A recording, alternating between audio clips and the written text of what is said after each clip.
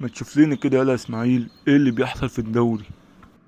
يا جدي انا مش اسماعيل، انا اخوه عبد الصمد. فاسماعيل جوه. يعني بذمتك اخويا لو انت ندهت له هعرف الفرق بينكم؟ ما انتوا الاتنين بتلبسوا نفس اللبس ونفس كل حاجه. قول لا لا لا، الدوري عامل ايه والاهلي عامل ايه؟ الله صحيح يا جدي، ايه سر حبك في الاهلي من اول ما اتولدت؟ مع اني يعني بشوف شعرك ابيض، يعني المفروض لو بتحب الاهلي يبقى لونه احمر. انت يالا متخلف، يعني عشان احب الاهلي هزق نفسي؟ يرضيك يبقى ماشي في الشارع وشعري لونه احمر؟ فين الكبر والشيبه والهيبه؟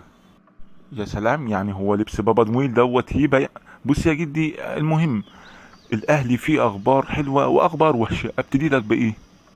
طب بص، نبتدي بالدوري عموما. ايه اللي حصل في الدوري؟ مين الفرق اللي هتصعد؟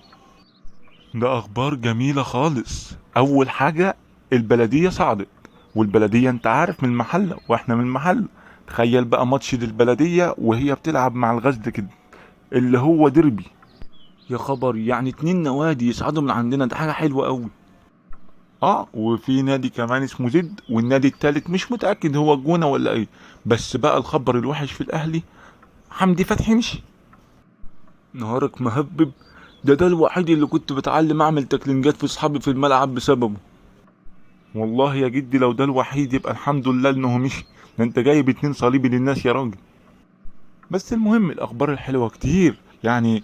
اكرم توفيق هيرجع، وهيجيبوا كده شويه صفقات، منهم واحد هيبقى مكان علي معلول، وحاجات كتير، وراس حربة علشان نخش كاس العالم.